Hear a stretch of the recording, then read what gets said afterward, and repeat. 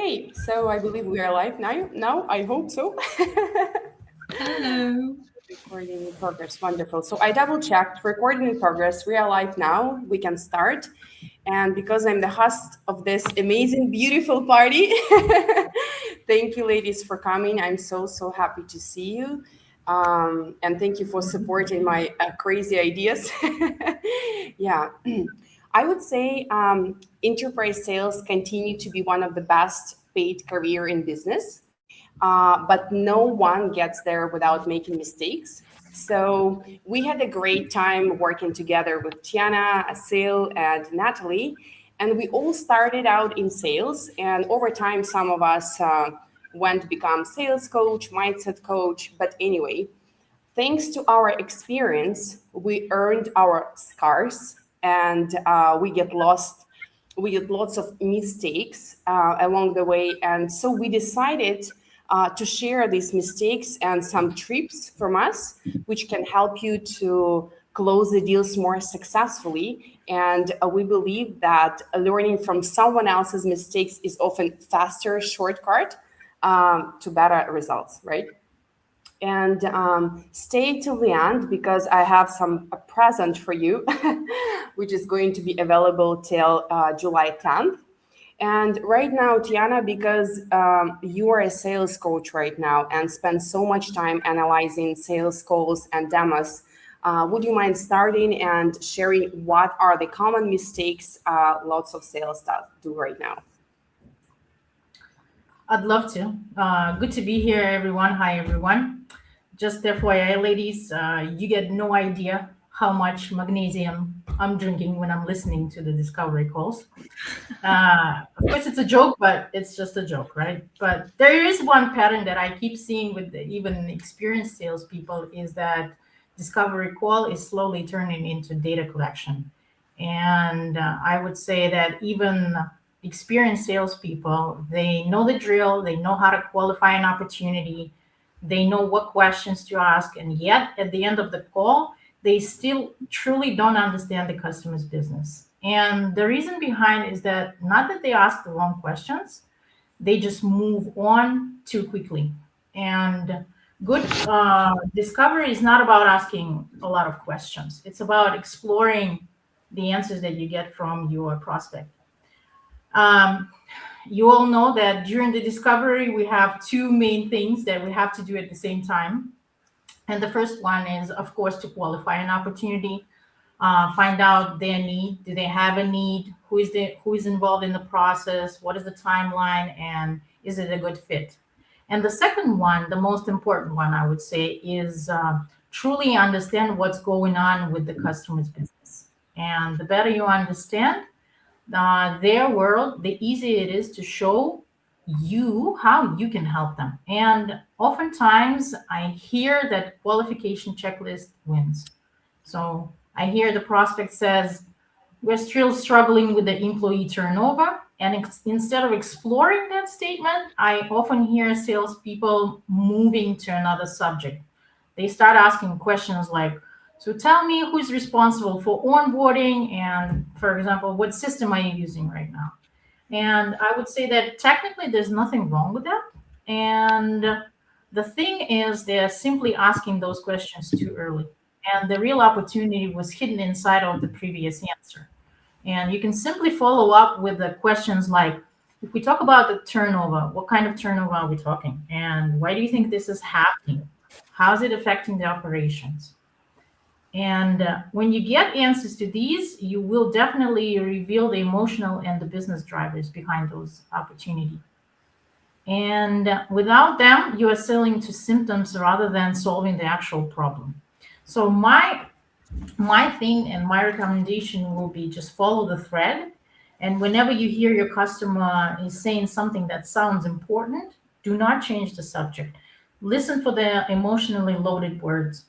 Listen for some unusual phrases. Listen to some statements that are made with emphasis, like we're constantly firefighting. So those are your signals, like constantly is your signal. So pull on that thread, and instead of moving on, just ask, what does constantly look like? When did this become an issue? What is the impact, right? So simply following the thread helps you to uncover the insights that can change the entire sales strategy. And I would recommend doing everybody in exercise, and anyone can do that too. You just simply review your last discovery call and you count how many times your prospect tells you or introduces you to a potentially valuable topic, and count how many times you actually explore this topic before moving on to another subject. And I'll tell you, you'll be surprised. That's why my joke about magnesium was not a joke. So So the main question, how many times did they screw up, you mean, right? How many I would times? not call it a screw up. It's just like, like stay on. I would say, like, don't move too fast. Like. So like you're saying, and right now I'm going to continue. Is that slow down? I would say that this is the best advice that I can give. Slow down. So when you hear something important, don't change the subject. Stay curious, and my favorite word, dig in. Right, and find the real business problem. It seems like a small thing, but I can tell you that it can completely change the quality of the discovery conversations. I hope you get the idea that I'm trying to make, right? So, Asil, I have a question for you. Um, Talking about the fit, how many deals did you get stalled just because you thought that it was the right fit? You were the right fit.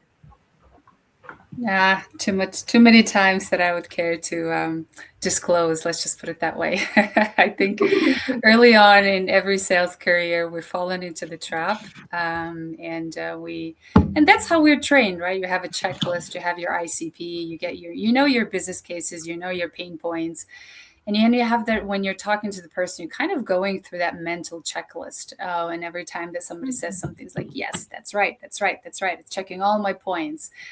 And that was actually one of the traps and mistakes that I made a lot in early on, is that really trusting the fit more than the process. So really just kind of like, oh, this is my ICP. This is the person that I should be talking to. And they are talking about specifically the problems that our solution solves, right? And so first of all, so you don't dig deeper. You just kind of like doing the mental checklist. And by the end of the qualification call, you're already making, the deal is in your pipeline, about to close, and you have the whole thing just kind of played out and planned out.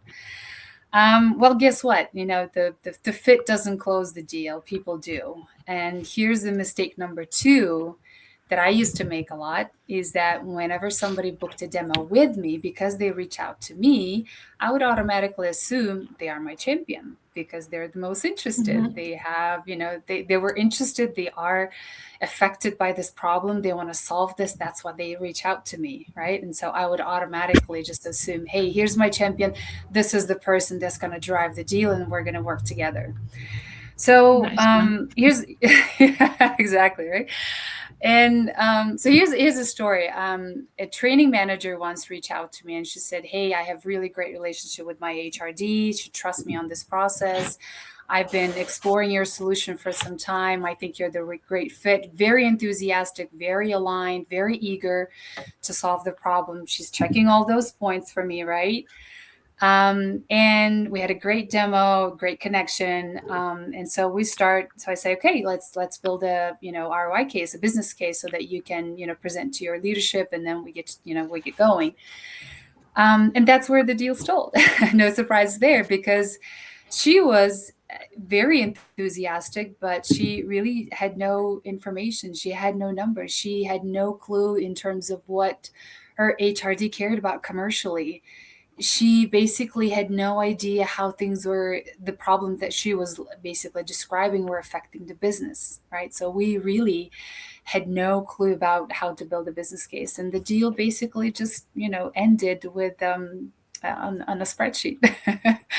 So those are just one of the cases that I've had, and but it's very similar, to many similar cases that I've seen, other salespeople experience the same way. But what I've learned from the pattern that I was seeing over and over again with the two mistakes, like earlier mentioned, is that trusting the fit more than the process, right? So just kind of like seeing, okay, this is the perfect fit, we're going to go for it. And since the person reached out to me, that's my champion. Well, wrong.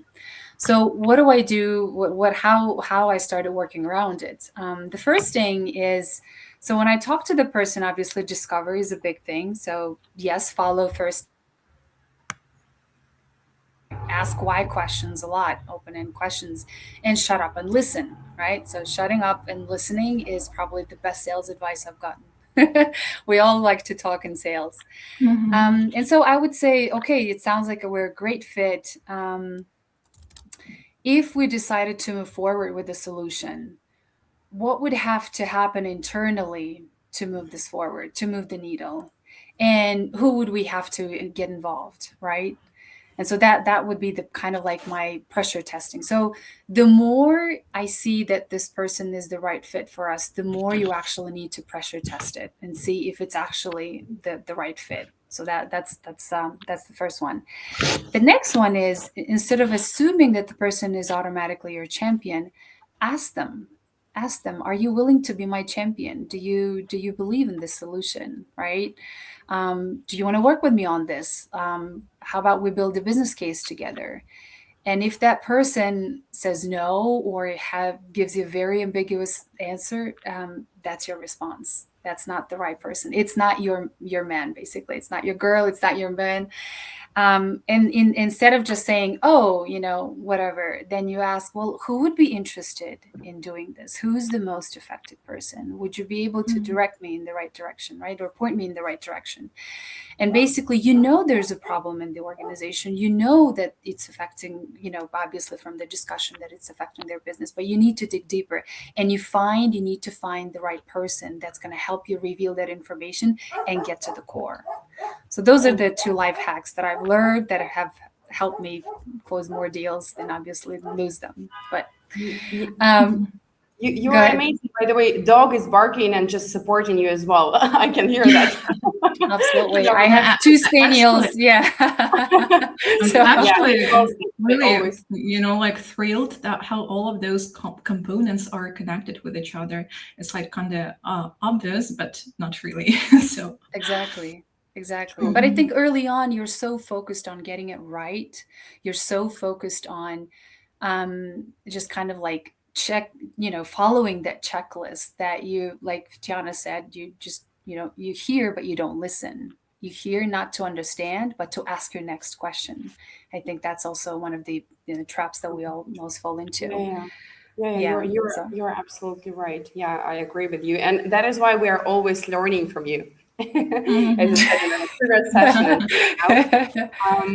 And yeah, right now, I have, by the way, I support you a lot, but I have a question to Natalie, if you don't mind. Yeah. Natalie, have you ever spent weeks on deals and, demo done, proposal sent, everything's like set, but your contact wasn't the real decision making or wasn't the champion, as Sue mentioned right now? And what happened and what did you learn and what would you do in this situation? Well, yes, and it hurt, and I'm gonna cry right now. I was deep in a deal proposal sent, and the guy who loved me, he just turned out to have zero power. And now I ask the champion test early, so kind of questions like who else needs to be in the room, or are you ready to champion this to them, things like that. And if they hesitate, I walk away. So I have this power to walk away, because when you are desperate, you can afford to qualify people out before you waste your time. So that's kind of what happened to me. And actually, because I think that not everybody is willing to risk. You have to, like, the champion is the person definitely who is willing and to put everything on stake. And when you don't have somebody who is willing to do that for you, no deal. And that's actually what I'm gonna tell you about, like telling you my story, because like I said, I'm very thrilled about the fact that all of them are so connected and just cannot be, somehow separated or something like that. All right, so I'm going to talk about the most painful, expensive, and embarrassing mistake that even senior salespeople make. And I'm not going to talk about rookies. I'm talking about us, you and me. So the ones who've been in the game for 5, 10, 15 years and even more. It's the mistake of closing from neediness. And not going to like throw theories at you today. I'm going to tell you about the biggest deal of my career, and I'm sure you are aware of it. But just for the audience, the one that broke every record in my company and the fattest check I've ever closed. Because when I sat down, like afterwards and asked myself, well, how did that actually happen? The answer shocked me. It happened because I didn't need it. But before I break down, I need to ask my beautiful colleagues, because I assume you felt this too. So Asil, I would like to ask you, so when was the last time you were in the call and you needed this deal so badly because it was the end of the month, maybe your pipeline was dry and you felt yourself starting to push? So did you feel like little panic in your chest? So what happened? Can you tell us? Yeah, I mean, many times, right? It's you came back from vacation, let's just say, or you're out for a few days, and then you just feel the urgency to get back on your pipeline. It's just not. It's not what it should be, and it's end of the quarter, end of the month, whatever. I know that when I have that mindset of need, my conversation flow is just completely different. I tend to go faster. I tend to go to do this mental checklist, even though in my mind I know that I shouldn't be doing that. I should be doing something else, right? Actually discovering. And one of the things that you also learn, I think, in sales is that instead of qualifying, you need to learn to disqualify early, because that's just going to save you a lot of time so that you can concentrate on the more, deals that are more fit. Yeah. And then most of the times, the conversations that you have out of need, they either don't work out, or they just don't go the way you want them to. The more you want to speed them up, the slower they go. Actually, it's just the opposite. Yeah, that's true. So yeah, it does make me want to cry every time I remember those conversations. You get it in the end, right? Yeah. Well, it's a great experience, actually. So anyway, and you, Ina, so thank you, Asil, by the way. You, Ina, have you ever, let's say, caught yourself offering a discount way too early in the conversation, like before the client even asked for it, just because you wanted, like to sweeten the deal and make sure they don't walk away? So tell me. Sure. I was thinking it would be me or Tiana, next shoot. Thank you. Sure, of course. Like I used to do it too, but before I didn't understand it why. And now, since I'm working as a subconscious specialist, like working with subconscious, with mindset, I realized that I did this first because I was devaluing the results to avoid facing rejection. This is first. Second, I was being driven by the fear of losing the deal. And of course, fears, they rule the world right now a lot. And also, I think inside my brain, I had some kind of a subconscious program, and I realized that it was because I was taking the responsibility for the client's decision onto myself. So sometimes we do this before even we close the deal. So everything is in our mind. Yeah, and we're like, predicting that a discount, like it's the only objection is the price. Like when we give a discount, even before the client asked for it, it's like our prediction, not a real thing. I also hear that, like when people are saying something that we have a limitation with the budget, we automatically assume to give a discount to get that deal, So please, management, hear us here. Yeah, just don't tell your sales that you are out of the budget, because that would make them have lots of fears and sell from the neediness. All right. So let me then continue about the third story and the life hack. All right. So telling you my story, here's what happened. I mentioned a big deal, the biggest deal in my career. So just imagine I was in a call with a huge prospect, like complex deal, multiple stakeholders, the kind that makes your VP like sweat just looking at the forecast. And here is the thing, I had no pressure. So my pipeline was healthy, my numbers were already solid, I wasn't desperate, I wasn't thinking about commission, I wasn't thinking about what if I lose it, just, I was just curious.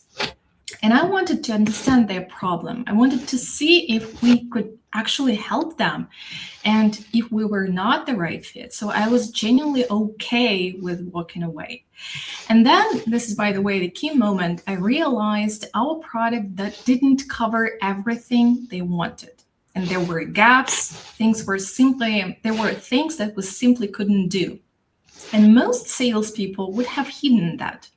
Would have said like, yeah, we'll figure this out later just to keep the deal alive. But I didn't need this deal, like I said. So I looked at them straight in the eye and said, honestly, calmly, without flinching, well, I need to be upfront with you on point X and point Z. We don't do that. If those are like deal breakers, completely understand. I'd rather you know now than after you sign. So that was kind of my speech.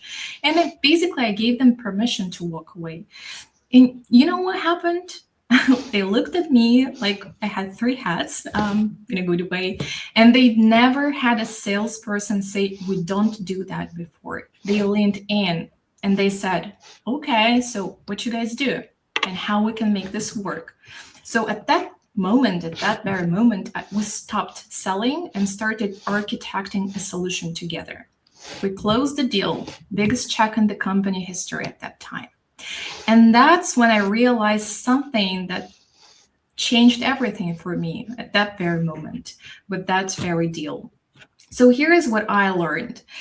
Everything must come from abundance, not need. So need makes you hide, overpromise, and say yes to everything. So the client senses it, he like smells it, and trust dies before the deal is even signed. So abundance lets you be radically honest, say, we don't do that without flinching. And here is the paradox, actually. Honesty makes you irresistible. So when you admit what you can't do, they believe everything you say about what you can. So here is my hack. And really, it's scary, but I'm sure it works. This is the walk away power. And it's not a new term. I'm sure you've heard of it, but this is what I've taken from some like books from my personal experience. So in the middle of the conversation, not at the end, you put a gate question on the table. So like you can say something like this. Look, be real with me. If we solve, and here you can list and name the main problem. So if we solve it today, are you personally ready to move forward, or are we still in the thinking phase? If they say yes, I'm ready, they just close themselves. You don't have to push them anymore. But if they say we're thinking, you do not give a discount, right? You do not chase them. You say, all right, then let's pause, let's reconnect whenever you're ready to decide, and you walk away. Sounds scary, isn't it? So here is what I learned. When you are willing to lose the deal, you become a person they actually want to buy from. This is the paradox. And you're not begging them, you're a professional with something of value, and you're only interested in working with people who are ready to receive it. And you are honest enough to tell them that you are not the right fit. So that's abundance. That's the power, actually. And my takeaway, like again, from personal experience, not from a textbook, stop selling from need. Start selling from abundance. So the biggest deal in my career didn't happen because I pushed harder, chased the prospect. It happened because I was okay with not getting it, because I was honest about our limitations, because I gave the client permission to walk away. And when you're willing to lose the deal, you become the person they actually want to buy from. And now I'm passing it back to the girls. So everything that I share today comes from experience, from being in the trenches, making mistakes and learning the hard way. But you can have all the techniques in the world, But if your internal state is off, none of it works. And that's, that's exactly why I'm happy to pass the mic over to Inna, because she isn't about sales. She's also about the mindset behind sales. So, Inna. Yeah, thank you so much, Natalie. I couldn't agree more with you. And I really like the point you made about selling from abundance. This is absolutely true. Yeah. So from my perspective as a mindset coach, neediness isn't the root of the problem. Because whenever you sell from neediness, this is not the main thing, right? It is the symptom. And beneath there are invisible subconscious programs and limited beliefs that quietly shape how we sell, how we communicate, how we live in our life, how we behavior, like every day, right? And how we negotiate. That is why I believe that the biggest break thoughts happen when we identify and change the subconscious patterns driving our behavior inside. And I would say one of the biggest mistakes I see in sales development is constantly learning without embodiment, because people collecting knowledge, they think they're not enough, but nothing really changes. Because whenever you get one more certificate, the program underneath stays the same, right? And it keeps good professional locked in one room only, while the world has so many opportunities, but you miss them. And I often say that we are not only the physical body. Human operates like incredibly sophisticated computer and constantly running subconscious programs, beliefs, and patterns. And everything begins in our minds and like our information encoded with us. Someone can call them like DNA, right? I explained this in more details in my video on LinkedIn called 7 Levels of Reality. If you want, you can double check. And to make it simpler for you, imagine that a balloon. And if you fill it with ordinary air, it stays on the ground, right? But if you fill it with helium, it naturally rises. So the balloon doesn't need to try harder. It doesn't need to be pushed by someone else. It simply needs different content inside. The same is true for us. So if you want to reach a few level of sales, business, or life, working harder is not enough. And you have to change the subconscious programs that are creating the current thoughts. Or somebody's like having sound on the background. I don't know who's that. If you could be kind, ladies, and like switch off your mic, and thank you. But in terms of subconscious programs, it's hard to admit and find them until someone highlights them for you, as they are running quietly and invisibly. And that is why I do with my clients 2 minutes analysis of a person's emotional state and subconscious programming for my clients. I will have a present for you at the end of this session. Just stay till the end. The tricky part is that these patterns keep themselves with every client and every negotiation. I can give you a couple of examples. Let's say 3 most common subconscious programs. For example, I'm not good enough. Yeah. Somebody can recognize themselves. The program says, first, I need to become perfect, and then I'll start learning more, or I'll start earning more money, right? And showing up myself to the world. People postpone their life and they live in I'll be happy when mode. And they think that someday the perfect day will come, or the perfect time will come. No way. Perfect time is now, not after 1 hour, not after 1 day. And even in terms of yourself, there is no when. You are perfectly, amazingly great person here and now by your birthright. That's it. And you need to just accept this. The second common subconscious program is I'm afraid of being judged. And here, if salesperson has it, Lots of sales, they are afraid of contacting CEOs or management and even call one more time to the client when he's ghosting you and ask them like, what is going on? Ask them direct questions even sometimes. And there is a program behind that. If people see the real me, they will reject me. It's very deep inside. You cannot see it like, on here on the surface. And here, salespeople, they think that they bother people. Tiana heard this a lot. And they constantly overthinking and they depending on others people's opinion before taking actions. And this actually very big speed break for your life. Another subconscious program, which I can talk to, it's like, I have to earn it. So the meaning is, if I want more money, I have to work harder. It creates only workaholism, burnout, guilt when you rest. This is the most destroying emotion to your. Oh, that was me. That was me. A few years ago. I I was going to add to that as well. Yes, if I didn't make enough calls or demos or not enough activities, right? You feel like, oh, I was not productive today. Like my performance is not up to par. Yeah, and if I want to earn more, I need to work harder and work more. Yeah. Not like 8 or 9 hours. I need to work 12 hours a day. Ladies, these are not yours. These are your inside subconscious programs. It can be healed and rewritten, so no worries. We can talk about it. We all need that. Okay, after that, we will have one more session then. Yeah. Sure. So, and here, whenever you have this subconscious program, you also face difficulties changing premium prices or difficulty scaling.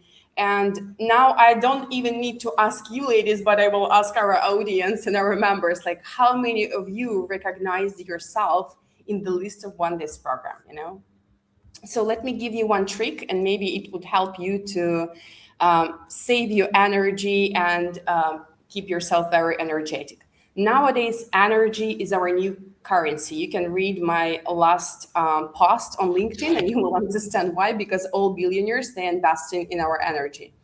And the trick is energy flows where attention goes. Think of your thoughts, your attention, your intentions, and your actions like energy or a battery. And notice where you spend that energy on and what can also recharge it. So fear and toxic interactions drain your battery, unfortunately, or maybe it's for good. Focus, actions, and growth recharge it. And whenever you contact with the negative people, you've probably seen this and noticed this in your life, or whenever you watched bad news, you don't feel lots of strength after that. This is, again, your energy. So whenever you flows this energy to this person, you some kind of a pay for him by your energy, yeah? So whenever you connect it to, that is where your energy flows. And the moment you stop feeding old stories, blaming yourself, and start directing attention towards contribution, actions, values, your energy begins to move differently. And when your energy moves differently, your results start to move too. So this is, so take care of your energy, really. I think in terms of like my speech, I finished at this point. But if you don't mind, Tiana, I have a question for you. How do you get your champion to sell the business case internally instead of leaving all the selling to you? Because we know first it's hard to find him, and then you need to teach him how to do your job internally. So would you mind sharing, because you have this relevant experience? Well, it's a tough one because nobody wants to do your job, right? True. You I'm not gotta going to believe be that. paid for that. You gotta pay for it. No, like sometimes, like no, I would not say sometimes, but I heard once, like, what do you do if I get this done for you? Like, I heard it. I had a case when I remember that somebody said it in, like, if you want me to sell it internally, you have to pay me. And I was like, well, I was kind of shocked, to be honest with you.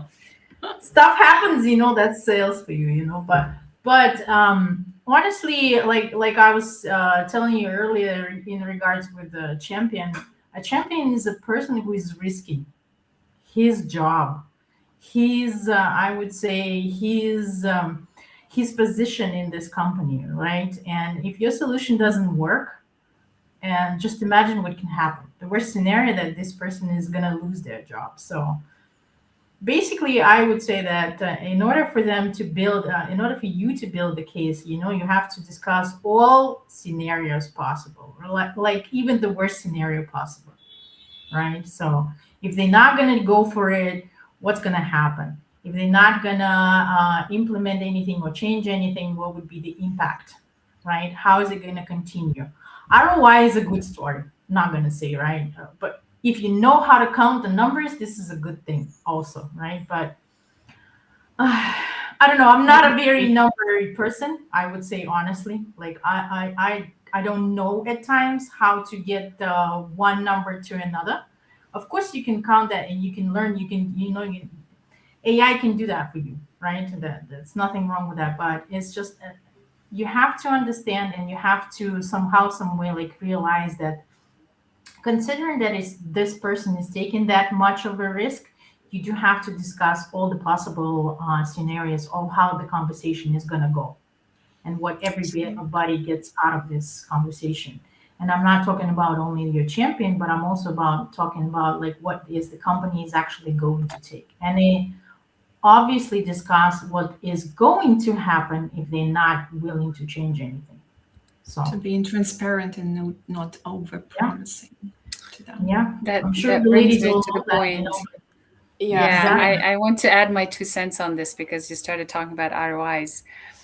One of the things that I heard an advice like very early, I maybe like just a few months when I started into tech sales. Somebody said, sales is a very interesting, place to be in, like in sales.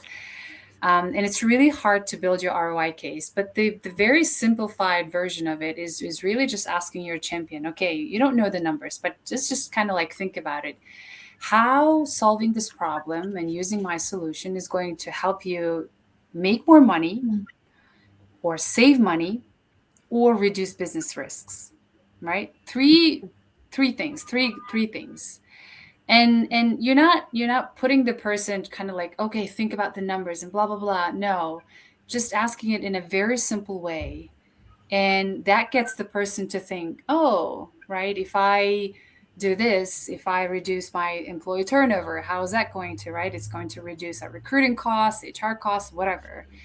That gets them to think in a very simplified term, and that's a good start for building ROI. And I think that made such a big difference, a game changer for me in terms of how I approached in building ROI case with my champions. And so hopefully that helps out. So Sure. yeah. Definitely, but sometimes there is like a rejection, or not rejection, but resilience from the champion, because they feel like you are digging too deeply. Like, why that's asking true. that? Then But you have I to think- somehow, some way get emotional with them, like I told you at the beginning, getting back to my joke in regards with magnesium, like, Yeah, in that case, the thing yeah, is that that's if you can help me to save my nerves, like my cells would live longer, my nerve cells would live longer. Why? Yes, like why not? yeah. And I would say what will help you a lot, and this is my present for everybody who is watching this till the July 10th. I can provide I can jump with you on the call and provide you analysis of a person's emotional state and subconscious programming. So we will prepare you before you go to this champion to rewrite certain your subconscious programs, because it can be done with the quantum mind repatterning sessions. It is possible. So if you'd love to be to make your negotiation more successful, you also can create ways of alternative of this deal as well. So this is what I do. Yeah, in sales, mindset is everything. Absolutely. Yeah. Yeah, you fix it, and then the rest will get fixed by You get itself. the text, right? Yeah, I think at this positive note, we will be wrapping up this session, and my computer is actually out of energy. That's it. For some reason, I have That's no funny. idea. Right on Funny. time, you know? Right on Yeah. time. Yeah.